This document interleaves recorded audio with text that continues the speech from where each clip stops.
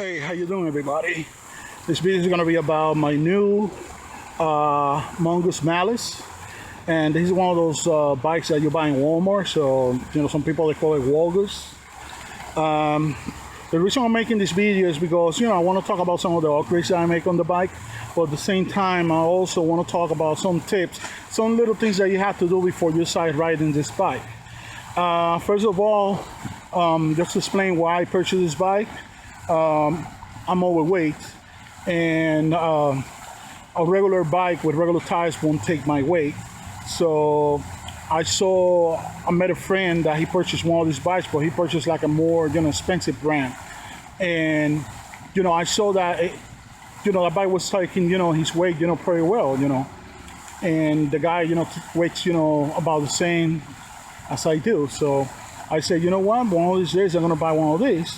But the problem is the one that he had, cost over $1,000, and I couldn't afford something like that. So I moved, and now in the place where I live, I went to online. I checked, on the Kmart website and on the Walmart website, and I saw that they had them there. And I said, what? They're way cheaper than the ones that you buy, on dedicated, bike shops. So that's why I decided to buy one of these. Now, as you can see, this bike, to be a, department store bike, I see it's pretty, well built and well designed. I don't see nothing, quite wrong with it. The only things that you have to do is, when you buy it, the bike's going to come partially assembled.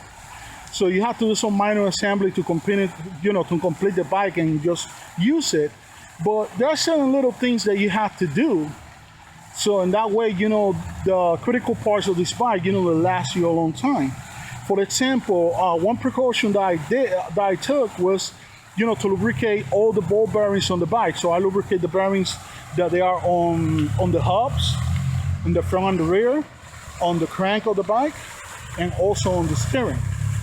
And the reason I did that is because when I opened all those parts to inspect them, they were pretty much dry, or they have, like a tiny little bit of grease, which is not good enough, And I heard some people giving complaints that when they buy these department store bikes, like in 4 to 6 months, the bearings, they start falling apart.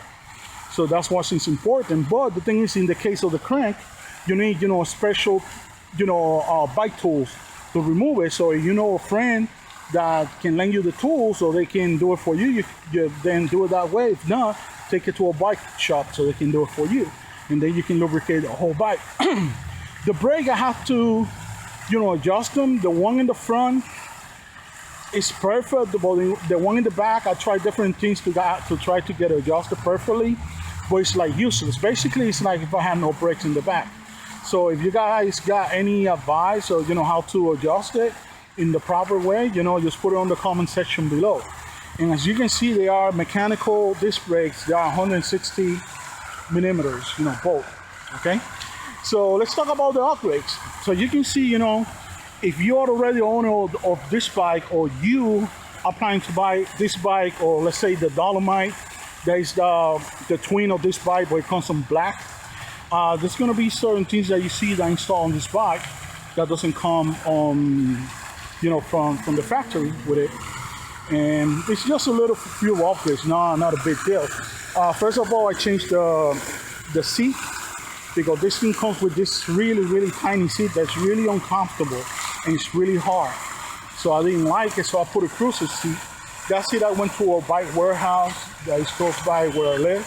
I only paid, like $15 for it, so it was pretty cheap. This carrying bracket that I put in the back, is held by the seat post. I paid like $12 for it, also in the same warehouse.